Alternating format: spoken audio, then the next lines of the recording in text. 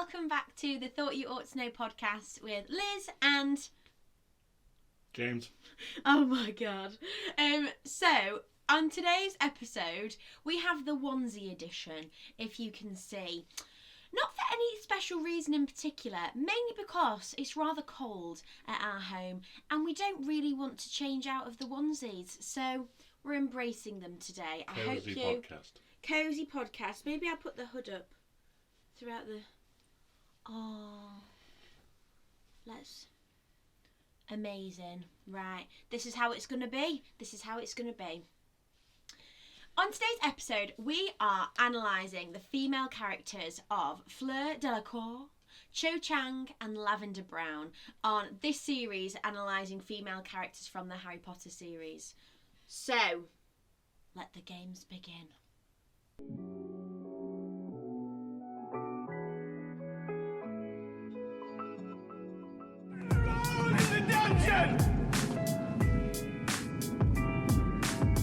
Thought you ought to know.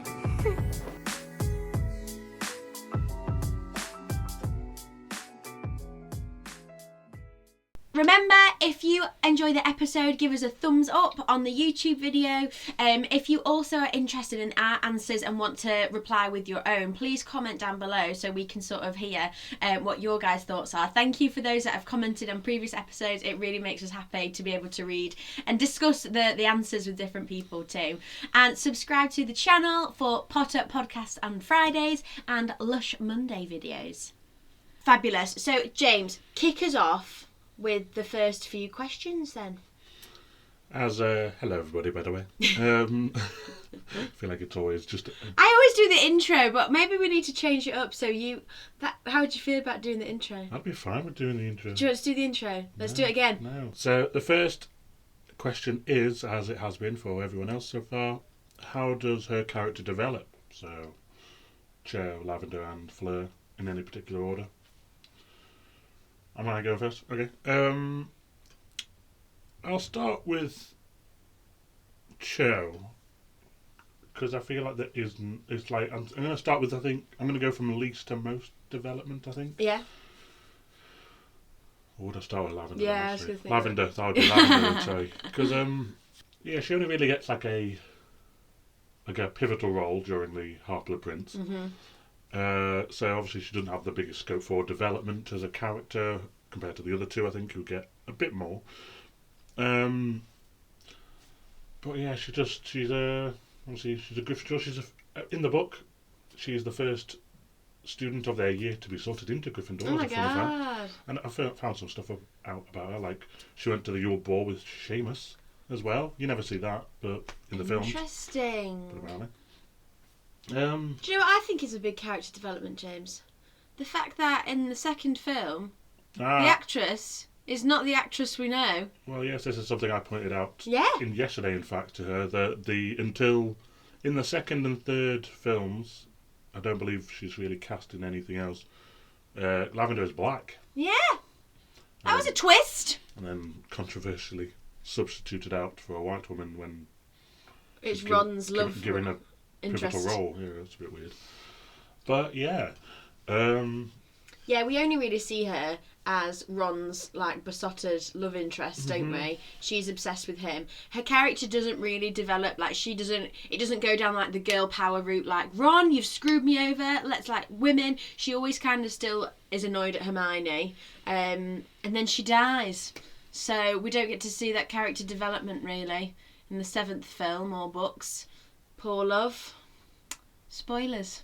So next is Cho Chang, who is a Ravenclaw. She first properly comes on the scene in the Goblet of Fire as Harry's love interest. The first time we kind of see Harry attracted to someone. And it's on the Hogwarts Express, isn't it? When she's going like, 2 pumpkin pasties, please. She's so cute. And Harry's like, But whether she develops, I'm not too sure. Whether my opinion on her changes throughout the book series, yes. Because I start off being excited, like, oh my gosh, Harry's got like a love interest, how exciting. And then I start thinking, is Cho playing Harry? Because obviously she likes him, but then she ends up going out with Cedric. And then Cedric dies. And then she goes back to Harry in the confusion of grieving, and also she liked him first. So I can't decide whether Cho is just like she didn't think that she had the potential to be Harry's love interest because he's the chosen one, so she went for someone like Cedric Diggory who was still really nice and he gave her some interest. Or if she just wanted to take all the cake and eat it. What are your thoughts? She never really, plays him. Really? How does she play him other than her being pretty to Harry? Right, the hood is down. So, do you not think that Harry's very excited? She can tell that he likes her because he's mumbling and he's nervous and he spilled it all in front of her. And then why doesn't she ask Harry to the Yule Ball? She's going with Cedric. So why? Because she fancies Cedric more than Harry. Really? Yeah. Is that obvious? Yes. Comment below. I always thought Cho was supposed to be Harry's love interest. No. Really? No. That's a twist. I think Cho's character does develop, but her character development is shown through stages of relationships. In what way? So in the fourth one, she's with Harry, so her character develops with her relationship with Harry. So obviously it's they're friends, obviously, because they can't, because she's going out with Cedric, somebody that Harry can't have. And then Cedric dies, sadly. Spoiler, I don't know. And, so then I think she ends up spending more time with Harry because she wants, to know, why Cedric died. So is Harry swerving in on Cho then? Well, it doesn't really it's neither of their faults. It's a very difficult situation, isn't it? Especially for a 15, 16-year-old, they're not the emotionally mature enough so to deal with grief. I think Hermione explains it, when she's displaying she's guilty about kissing Harry because of Cedric and everything. I think that is perfectly summed up, really. And Harry just fancies her and is just appreciating the time spent with her. Mm. But then actually when they start going out, she seems kind of boring. Yeah, and it goes a bit downhill, and I think, and so their friendship kind of wanes. Yeah, because obviously they go to the tea shop, they have a very awkward date. And then... Because she's just hung up on Cedric, really, isn't she? Yeah, and she's jealous of Hermione. So is J.K. Rowling kind of showing that in order for a relationship to be successful, you have to know each other quite a bit before actually going out with someone? Like Ron and Hermione. I think what she's showing is that not all relationships are going to work out. It's a very perfect example of just something that Harry was really who got fancied her for over a year now and was excited to, and then finally got his kiss, and then after that it's just kind of flat and dull. And then she betrays. No, she doesn't. Does she not? Her friend does. Yeah, there you go. Yeah. So in the film it's Cho, but in the book it's Marietta Edgecombe. Mm-hmm. But then she obviously takes her, she's her friends. Yeah, she's trying to be our friend's side while everyone doesn't like them. So then Cho kind of gets shunned from the group, and then she still has a dislike for Harry of the way he dislikes Marietta, because in the film it isn't Cho's fault because they use serum on her. Yeah. And whereas in the actual book, Marietta, she has the coins, doesn't she? And then she basically shows Draco and everyone where their secret hideout is. Is she Imperialist? I feel like there must be something sinister going on. I feel like there's something about her eyes being glazed over. Yeah, so either way, it's neither their fault. Yeah. But they're still shunned from the group. And then you don't, and then she's not in well, she Half-Blood at all, really. And then you get to Deathly Hallows, and a few years has passed, obviously, since her and Harry have had this awkward, like, now they're very much past relationship. But then when they see each other, they're very amicable and friendly with each other. She offers to help him find the diadem. So it's like stages of like relationships of like, it's almost like stages to grief as well. It's like very much with Cedric, the grief, and then the acceptance at the end, and it's like the acceptance of where Cho and Harry's relationship ends up, which is just friends. That's very interesting, James. That's very profound. Thank you for that. You're welcome. So, Lavender, not really much character development. Cho Chang could be there to sort of demonstrate the cycle of grief and also just the cycle of relationships. And then Fleur. So, I feel as though Fleur has got a bad reputation. Like, in the series, in the Weasley family, and then I feel as though she's meant to portray this beautiful blonde woman, and because she's blonde, everyone assumes that she is very vain and only cares about looks and aesthetics and is just very much like face value.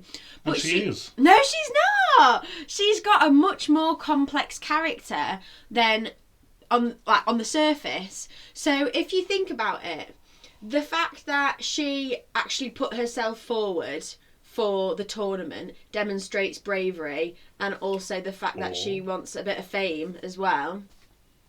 But she's very... I think she's very brave. I think her character development, it starts off assuming that she's very like la-di-da, but then when she gets with Bill, Molly's really, really sceptical. But then you're just missing out an entire year where she is. I feel like... Do you think? She very much does start out like that. She is... You're acting like she never was like that. Well, I believe that's where the development lies, in that she started out going to Hogwarts, finding it all very boring. Did she? Yes. Read the book, woman. She's like... She disses British culture and British wizardry and stuff. Oh. She's very vague. She laughs at Dumbledore. They feel like a very like just Beauxbatons all feel look. I feel like she buys in very much like Lockhart to the egotistical nature. Like she believes in her own self-hype. She joins like Crumb. She does the Triwizard Tournament for the fame, the more glory, because she's got that ego.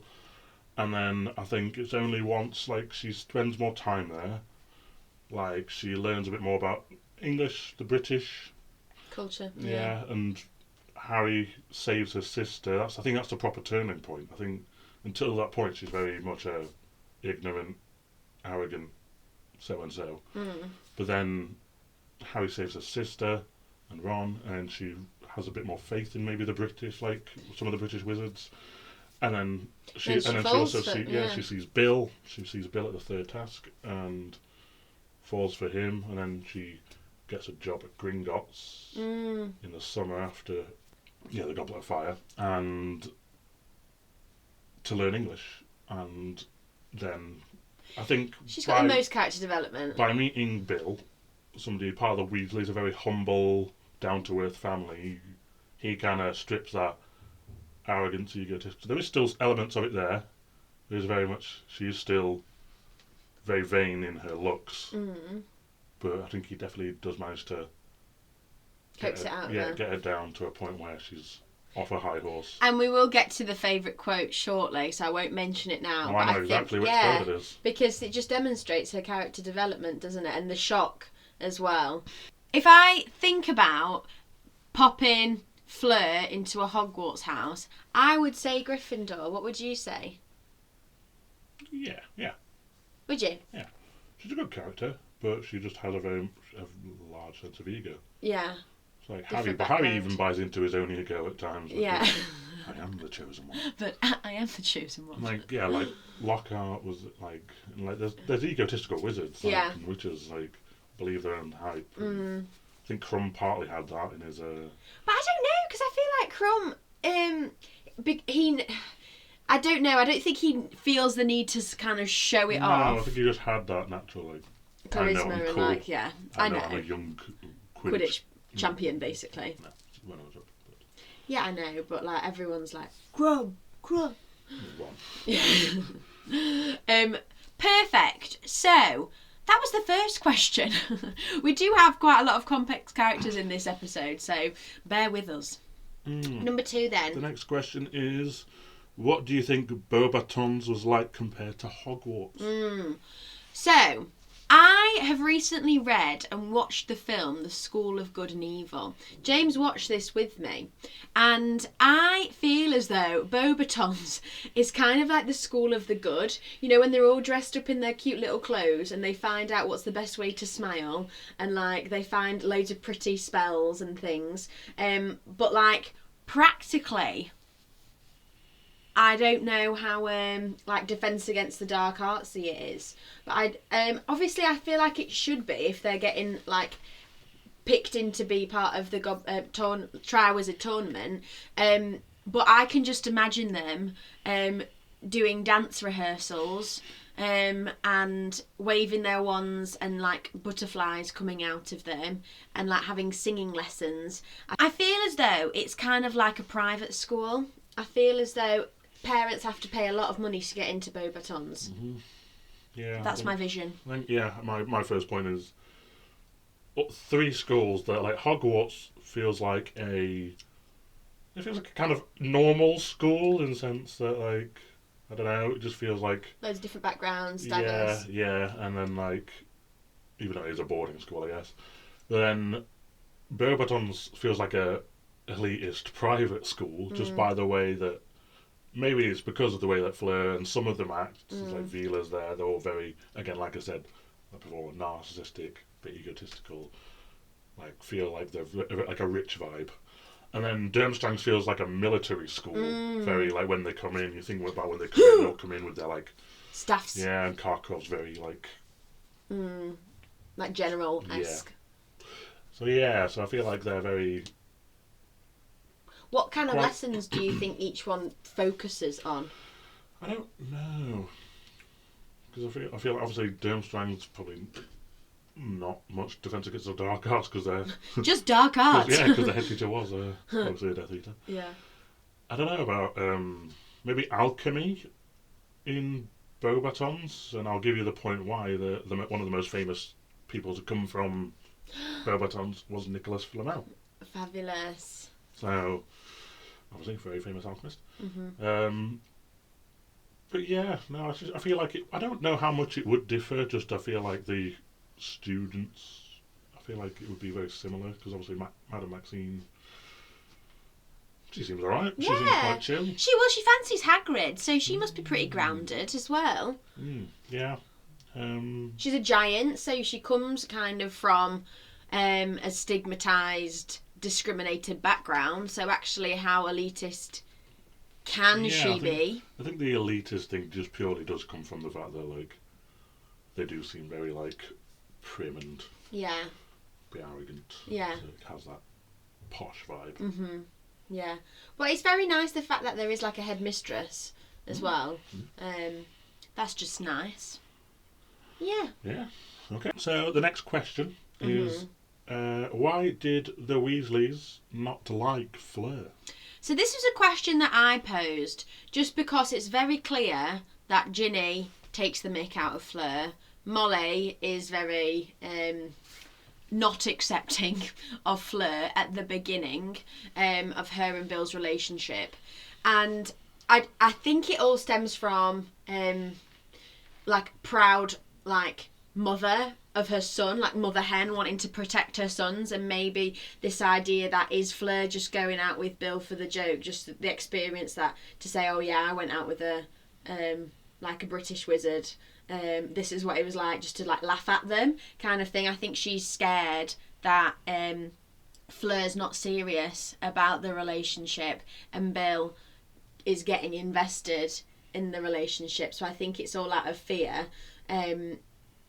And I think Ginny might just be annoyed that everyone is fawning over her, like all the boys are like falling over around her. She calls her phlegm, like it's I think maybe there's jealousy that Ginny's obviously very attracted to Harry and she's scared that maybe he's getting Caught by her Yeah. Veela powers. Exactly. So yeah, I think that's the reason for it. I'd be interested because I can't remember like what the rest of the family think to her. Obviously, Ron fancies her, but like Fred and George, do you know what I mean? Like, I wonder what they think.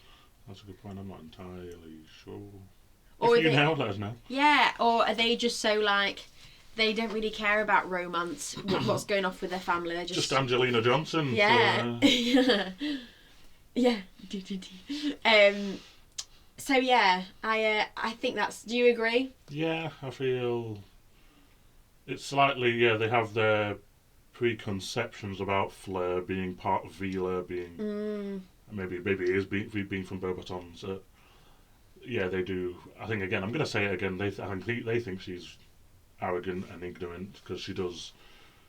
She does mention things like there isn't much to do with the borough. Yeah. And like so, I think they often feel like stuff she says because she's quite a blunt person. Fleur. That's just the culture, though, isn't it? Yeah, but it's like they feel like it's an attack on their lifestyle. Yeah, so obviously they get quite defensive, and then in doing so, defensive about Bill. Yeah. And yeah, I think they're just never quite sure why.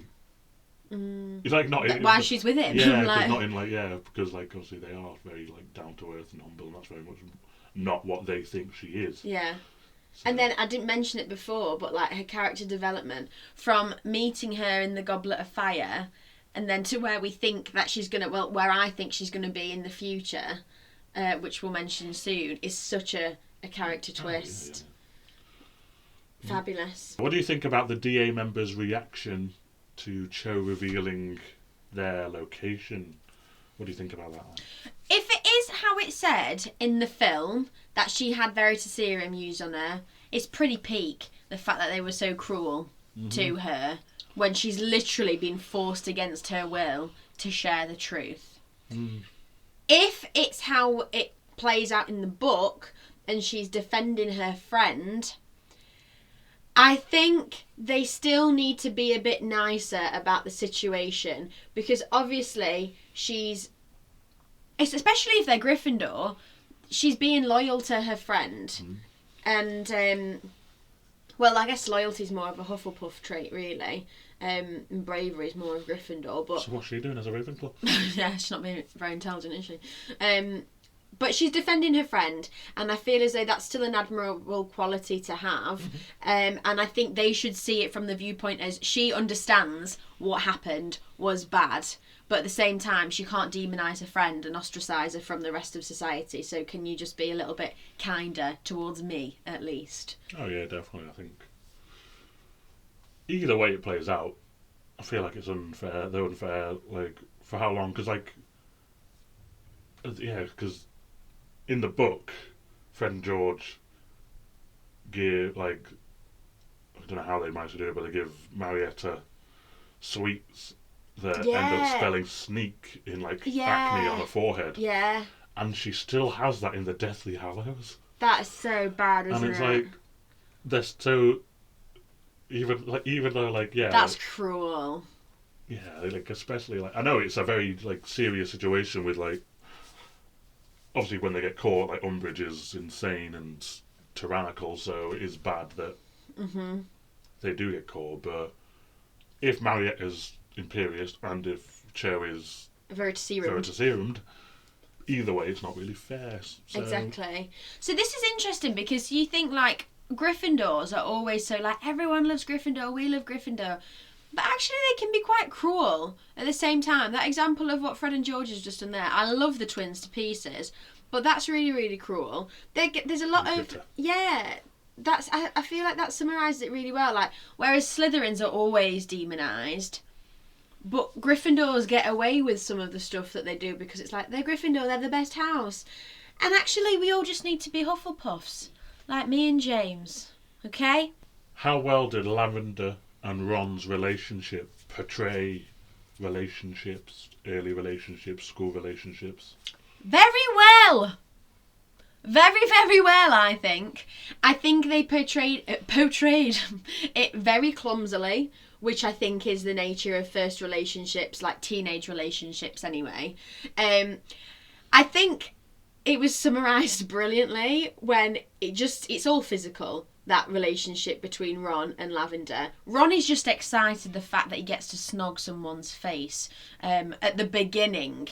But then when there's no mutual connection between two people with similar interests, etc., a relationship is not going to blossom and continue. Mm-hmm. So it can only be surface level, and that's why Ron then tries to pull away.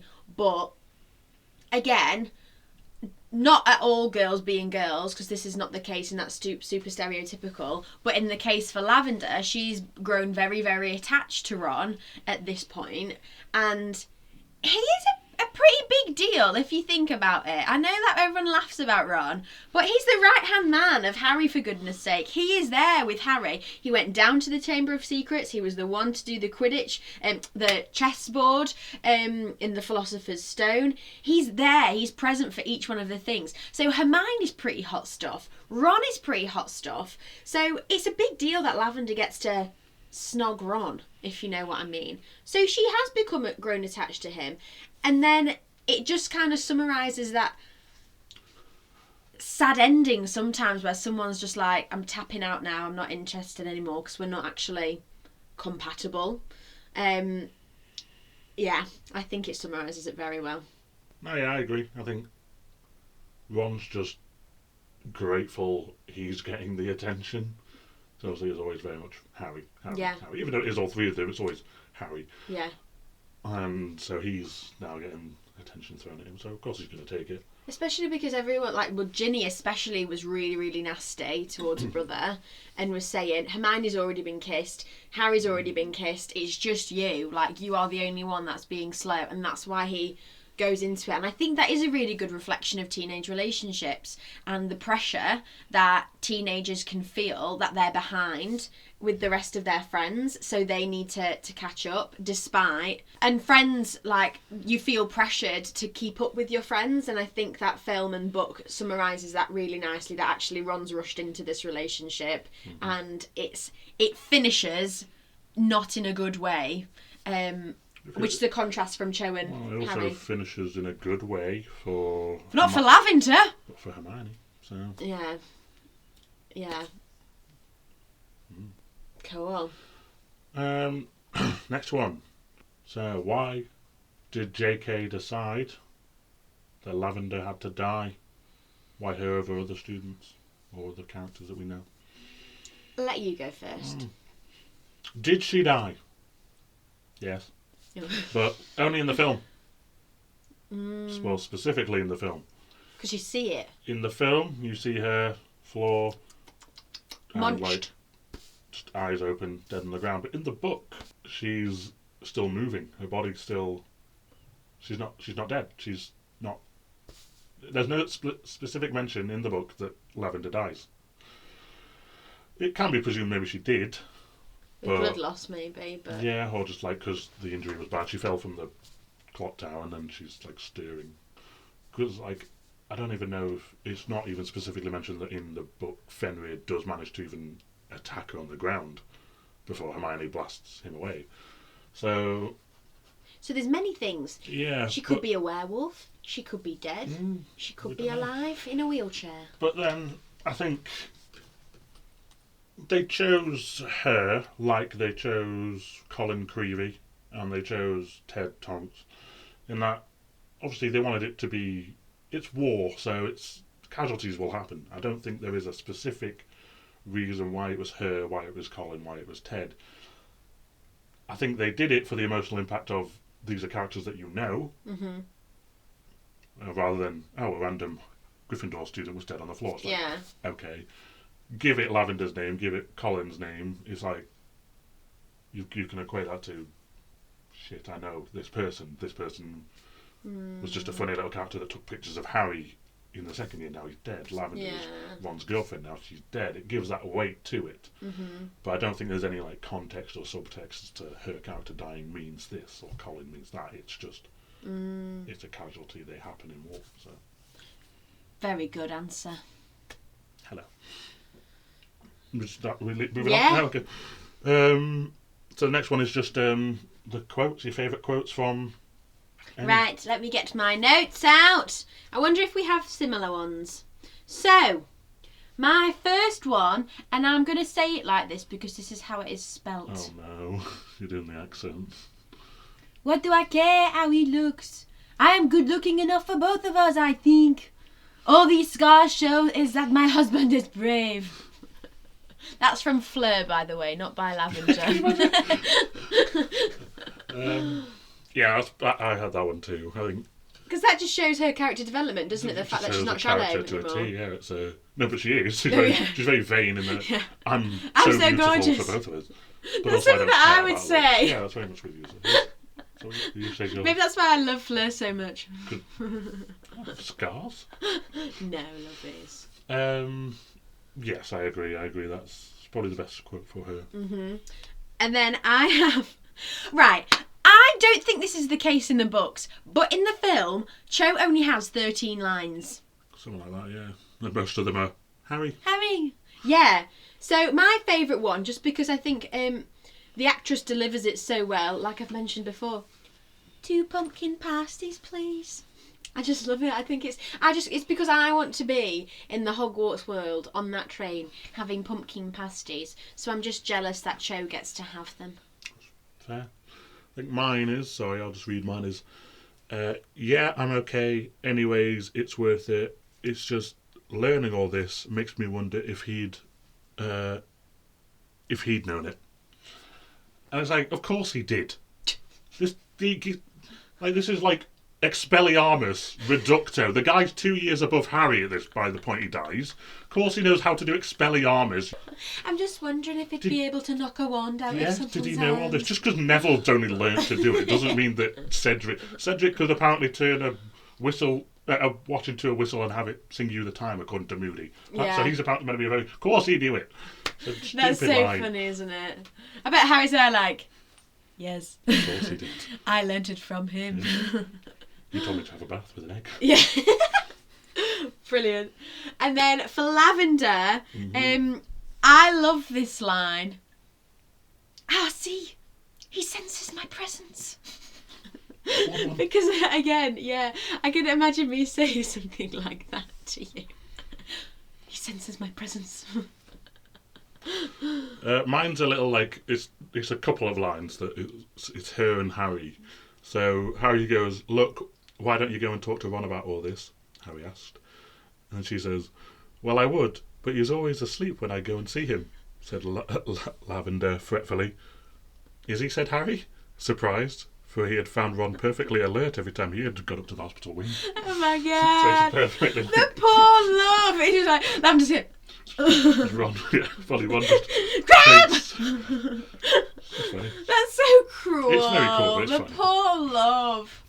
Oh, she's been shafted throughout that whole series. She has. So, right. Finally, what do we think happens after the events of the book? We'll start with Lavender, not much. Well, it could be a twist. Unless she has a werewolf spin-off somewhere. Yes. That would be interesting. There'll be a fanfic. I believe J.K. Rowling has said she's kaput. no longer with us. Yeah. So, I mean, that summarises that. Mm. I think... Go Cho. Cho... Maybe because I was a little bit bitter when I was writing this, thinking that she's taken advantage of Harry and that, yeah. I said, I think she becomes a journalist and tries to write about her history with Harry and profit off it. You're very bitter about like it. You're very much like the Gryffindors. I know. You're very harsh. I know. God, where's the Hufflepuff in me? Get a grip. Yeah, I think she's a journalist because she's very clever. She's Ravenclaw. I think she'll be good with words, and yeah. Okay. What could she say? The life and snogs under the mistletoe. Nargles. Nargles and toes. Nargles and mistletoe.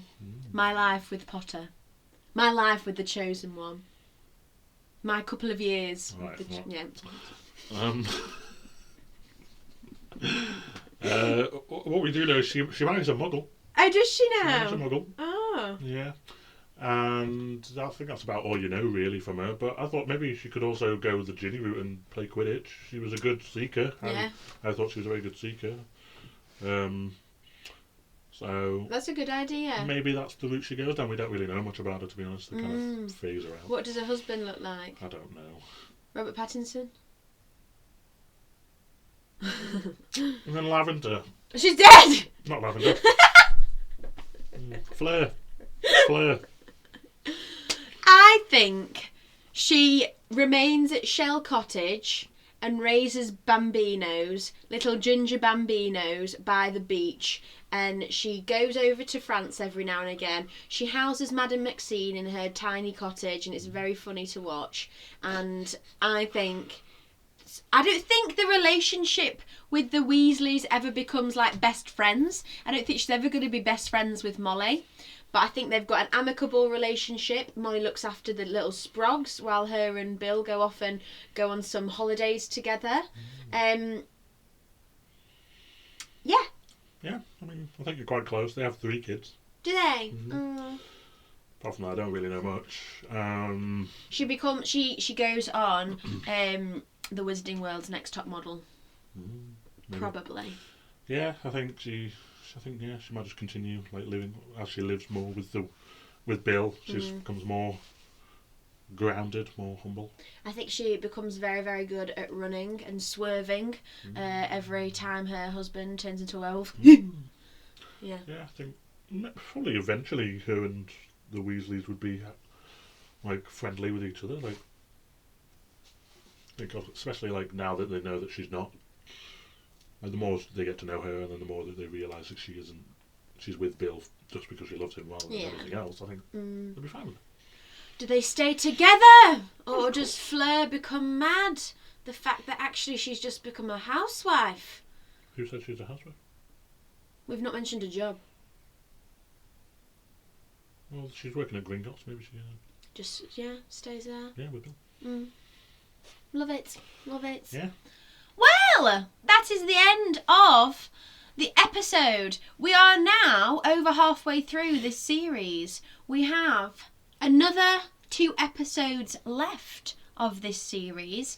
And in next episode, we are talking about Luna, Lovegood, and Moaning Myrtle. 2 funny characters. 2 amazing characters. So be ready for next Friday's episode. And thank you for making it until the end. Remember to comment with your own opinions below hand, I was going to say. Below hand. Aloha. And thank you so much for joining us today.